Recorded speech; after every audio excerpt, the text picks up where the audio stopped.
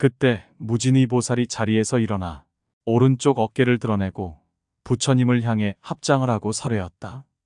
세존이시여, 관세음 보살은 어떠한 인연으로 관세음이라 이름하게 되었나이까?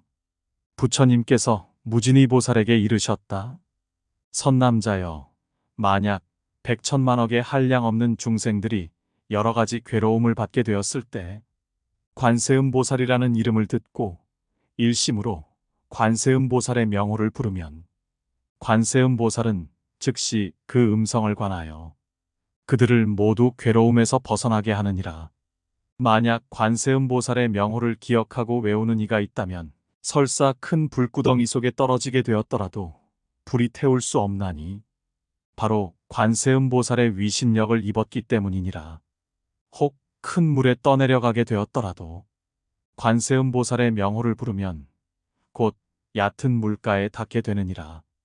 가령 어떤 백천만억 중생들이 금, 은, 유리, 자거, 만호, 산호, 호박, 진주 등 여러 보배들을 찾아 큰 바다로 나섰다가 폭풍이 불어서 그만 나찰귀의 나라에 표류하게 되었다고 하더라도 그들 중 단 한 명만이라도 관세음 보살의 이름을 부르는 이가 있다면 그 여러 사람들이 전부 나찰의 환난에서 벗어나게 되느니라.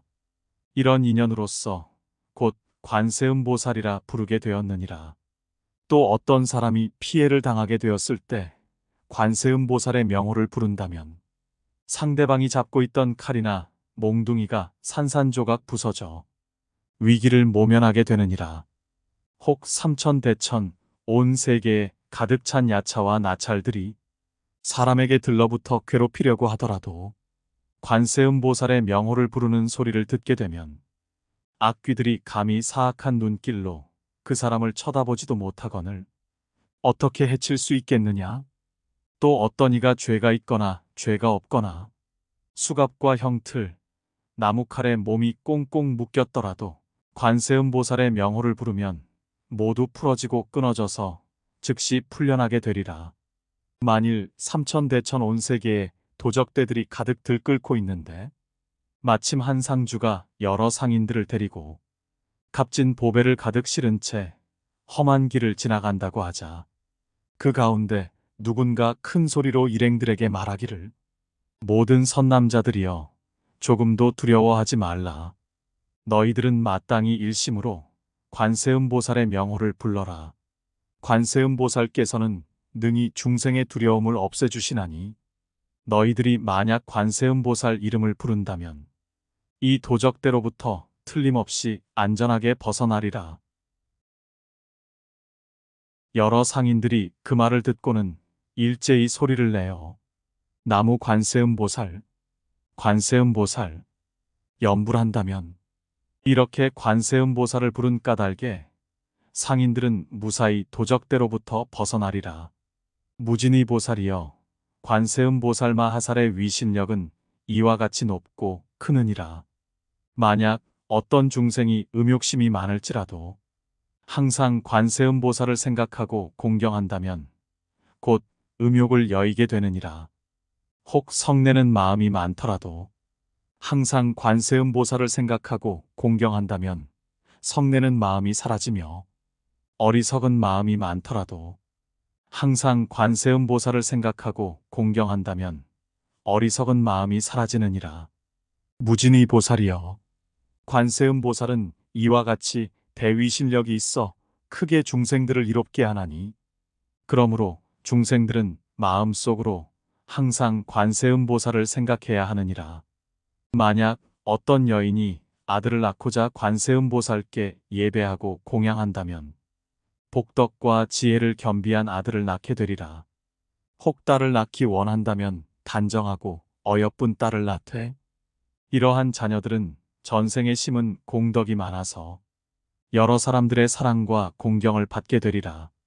무진의 보살이여, 관세음 보살은 이와 같이 위대한 능력을 갖추었느니라. 어떤 중생이든 관세음 보살을 공경하고 예배한다면 그 복이 결코 헛되지 않나니 따라서 모든 중생들은 관세음 보살의 명호를 수지해야 하느니라. 무진의 보살이여, 만약 어떤 사람이 62억 항아의 모래알처럼 수많은 보살들의 이름을 받아 지니고 또한 목숨이 닿을 때까지 음식, 의복, 침구, 약품 등을 공양한다면 그대 생각에는 어떠한가? 그 선남자 선여인에게 얼마나 많은 공덕이 있겠느냐? 무진의 보살이 사례었다. 공덕이 매우 많을 것이옵니다. 세존이시여. 부처님께서 말씀하셨다. 그런데 어떤 사람이 관세음 보살의 명호를 받아 지니고 잠깐만이라도 예배하고 공양한다면 이 두 사람의 복이 똑같아 다름이 없으며 백천만억 겁이 흘러도 그 복은 결코 다하지 않으리라. 무진의 보살이여, 관세음 보살의 이름을 받아 지니면 이와 같이 한량 없고 그지없는 복덕의 이익을 얻게 되느니라. 무진의 보살이 부처님께 사례었다.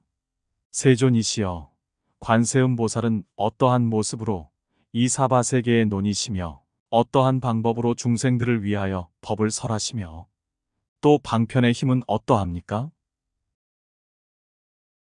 부처님께서 무진의 보살에게 이르셨다.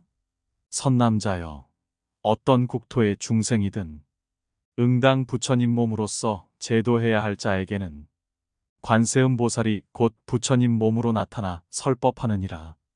혹 벽지불 몸으로서 제도해야 할 자에게는 즉시 벽지불 몸으로 나타나 설법하며 성문의 몸으로서 제도해야 할 자에게는 성문의 몸으로 나타나 설법하느니라. 또한 범천왕 몸으로서 제도해야 할 자에게는 바로 범천왕 몸으로 나타나 설법하고 제석천왕 몸으로서 제도해야 할 자에게는 제석천왕 몸으로 나타나 설법하느니라. 아울러 자재천왕 몸으로서 제도해야 할 자에게는 자재천왕 몸으로 나타나 설법하며 대자재천왕 몸으로서 제도해야 할 자에게는 대자재천왕 몸으로 나타나 설법하느니라. 그리고 하늘나라 대장군 몸으로서 제도해야 할 자에게는 하늘나라 대장군 몸으로 나타나 설법하고 비사문 천왕 몸으로서 제도해야 할 자에게는 비사문 천왕 몸으로 나타나 설법하느니라. 인간 세계의 왕의 몸으로서 제도해야 할 자에게는 즉시 인간 세계의 왕의 몸으로 나타나 설법하고 장자의 몸으로서 제도해야 할 자에게는 장자의 몸으로 나타나 설법하며 거사의 몸으로서 제도해야 할 자에게는 거사의 몸으로 나타나 설법하느니라. 그리고 재상의 몸으로서 제도해야 할 자에게는 곧 재상의 몸으로 나타나 설법하며 바라문의 몸으로서 제도해야 할 자에게는 바라문의 몸으로 나타나 설법하느니라. 또한 비구, 비구니, 우바세, 우바의 몸으로서 제도해야 할 자에게는 즉각 비구, 비구니, 우바세, 우바의 몸으로 나타나 설법하느니라. 장자 부인, 거사 부인, 재상 부인, 바라문 부인의 몸으로서 제도해야 할 자에게는 그 부인들 몸으로 나타나 설법하고 어린 동자와 동녀의 몸으로서 제도해야 할 자에게는 어린 동자와 동녀의 몸으로 나타나 설법하느니라. 뿐만 아니라 하늘 천신, 용, 야차, 건달바, 아수라, 가루라, 긴나라, 마후라가 같이 사람인 듯하면서 아닌 이들의 몸으로서 제도해야 할 자에게는 전부 그들 몸으로 나타나 설법하며 집금강신 몸으로서 제도해야 할 자에게는 집금강신 몸으로 나타나 설법하느니라.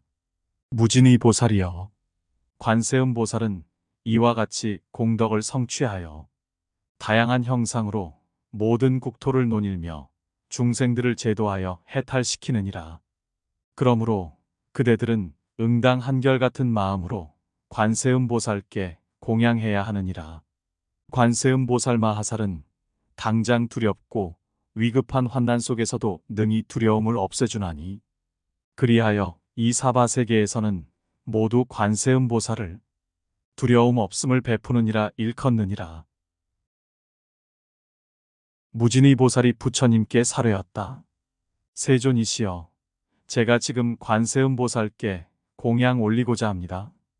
그리고 얼른 목에 걸었던 온갖 보배구슬로 된 100,000냥짜리 값비싼 영락을 끌러서 관세음 보살에게 바치며 말하였다. 어지신 분이시여, 법공양으로 드리는 이 보배 영락을 받아주소서.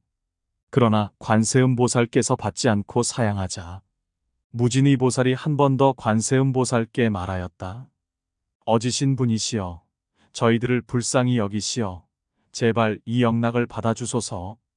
그때 부처님께서 관세음보살에게 이르셨다. 그대는 마땅히 이 무진의 보살과 사부대중들, 그리고 하늘천신, 용, 야차와 건달바, 아수라, 가루라, 긴나라, 마후라가 같이 사람인 듯하면서 아닌 이들 모두를 불쌍히 생각해서라도 그 영락을 받도록 하라. 그러자 즉시 관세음보살은 여러 사부대중과 하늘천신, 용과 그 밖의 사람인 듯하면서 아닌 이들 모두를 불쌍히 생각하여 그 영락을 받았다. 이윽고 영락을 두 몫으로 나누더니 한 몫은 석가모니 부처님께 올리고 다른 한 몫은 다보 부처님의 탑에 공양 올렸다. 무진의 보살이여, 관세음 보살은 이와 같이 자유자재한 신통력이 있어 사바세계를 자유로이 오가며 제도하느니라. 그때 무진의 보살이 개송으로 여쭈었다. 미묘한 상호를 구족하신 세존이시여, 제가 지금 다시 한번 여쭈옵건대 무슨 인연으로 저 부처님 제자를 관세음이라 부르나이까? 미묘한 상호 구족하신 세존께서 개송으로 무진의 보살에게 대답하시되, 그대는 여러 곳곳마다 감응하는 관음보살의 덕행에 대해 새겨들으라. 그 넓고 큰 서원은 바다처럼 깊나니 헤아릴 수 없도록 오랜 겁동안 수없이 많은 천억 부처님들 섬기면서 크고 청정한 서원을 세웠느니라. 내 그대 위하여 간략히 말하건대 관음보살의 이름을 듣거나 친견하여 마음으로 오로지 생각하고 잊지 않는다면 능히 모든 고통을 없앨 수 있느니라. 가령 누군가 해치려는 마음 먹고 불구덩이로 밀어 떨어뜨려도 저 관세음보살을 염하는 힘으로 불구덩이가 문득 연못으로 변하리. 어쩌다 큰 바다에 빠져 표류하다가 용이나 물고기, 귀신들의 환난을 당해서도 저 관세음보살을 염하는 힘으로 파도가 능히 삼키지 못하리. 수미산과 같은 높은 봉우리에서 누군가 갑자기 밀어 떨어뜨려도 저 관세음보살을 염하는 힘으로 해와 같이 허공에 머무르게 되며 흉악한 사람에게 쫓기어 금강산에서 굴러 떨어지게 되었더라도 저 관세음보살을 염하는 힘으로 털끝 하나 상하지 아니하리라. 원수나 도적들이 주위를 에워싸고 제각기 칼을 들고 해치려 하더라도 저 관세음보살을 염하는 힘으로 도리어 그들이 자비심을 일으키네 국법에 잘못 걸려 사형당하게 되었더라도 저 관세음보살을 염하는 힘으로 내리치는 칼이 산산조각 부러질 것이며 행여 구속되어 큰 칼을 뒤집어 쓴 채 손발이 쇠고랑과 형틀에 묶이게 되었더라도 저 관세음보살을 염하는 힘으로 구속에서 시원스레 풀려나게 되고 누군가 주문을 외워 저주하거나 온갖 독약으로 몸을 해치려 하더라도 저 관세음보살을 염하는 힘으로 오히려 그 사람이 해를 입게 되리라. 포악한 나찰과 동룡 그리고 여러 귀신 따위들과 만날지라도 저 관세음보살을 염하는 힘으로 어느 것 하나 감히 해치지 못하느니라. 사나운 맹수들이 둘러싸고 날카로운 이빨과 발톱으로 위협하더라도 저 관세음보살을 염하는 힘으로 아득히 먼 곳으로 흩어져 달아나며 살모사 등의 독사나 전갈류들이 타는 불의 연기처럼 도끼를 뿜어도 저 관세음보살을 염하는 힘으로 그 소리를 듣고서 스스로 돌아가니라. 먹구름이 덮이고 천둥 번개치며 우박과 큰 비가 억수같이 퍼붓더라도 저 관세음보살을 염하는 힘으로 삽시간에 구름 거쳐 활짝 개이리라. 중생이 갖가지 곤란과 액난을 당해 한량없는 고통이 몸을 핍박할 때 관세음보살은 묘한 지혜의 힘으로 능히 세간의 고통에서 구제하나니 신통력을 두루 갖추고 널리 지혜의 방편 닦아서 시방세계 어느 국토 할 것 없이 몸을 나타내지 못하는 곳이 없어. 갖가지 모든 나쁜 세계 중생들, 지옥과 악귀와 축생뿐 아니라 나고 늙고 병들어 죽는 고통도 점차로 다 없애주느니라. 참다운 관과 청정한 관과 넓고 큰 지혜의 관, 그리고 비관과 자관을 닦으며 항상 원하고 항상 우러러 볼지니라. 티 없이 청정한 광명을 바라는 지혜의 해가 어둠을 몰아내고 온갖 재앙과 풍파를 물리쳐 두루세간을 밝게 비추나니 대비의 마음은 천둥치듯 진동하고 대자의 뜻은 오묘한 구름이 되어 감로의 법비를 골고루 내려 번뇌의 불길을 꺼주느니라. 송사나 다툼으로 관청에 가거나 두려운 전쟁터에 있을지라도 저 관세음보살을 염하는 힘으로 모든 원결이 다 풀어지느니라. 묘음과 관세음, 범음과 해조음과 세간을 뛰어넘는 승피세간음을 언제나 모름지기 염할지니라. 한 생각이라도 의심하지 말지니 청정하고 거룩한 관세음보살은 죽음의 액난으로 고뇌하고 있을 때 능히 의지가 되고 감싸주느니라. 일체의 공덕을 두루 갖추어 자비의 눈으로 중생을 보살피며 바다처럼 복덕이 한량 없으니 마땅히 머리 숙여 예배할지니라. 그때 지지보살이 자리에서 일어나 부처님 앞으로 나아가 사뢰었다. 세존이시여, 만약 어떤 중생이 관세음보살 보문품에 자제한 업과 보문으로 나타내는 신통력에 대해 듣는 이가 있으면 이 사람의 공덕이 결코 적지 않다는 것을 능히 알겠나이다. 부처님께서 이 관세음보살 보문품을 설하셨을 때에 대중 가운데 84,000 중생들이 가히 견줄 바 없는 안욕따라 삼막삼보리심을 발하였다.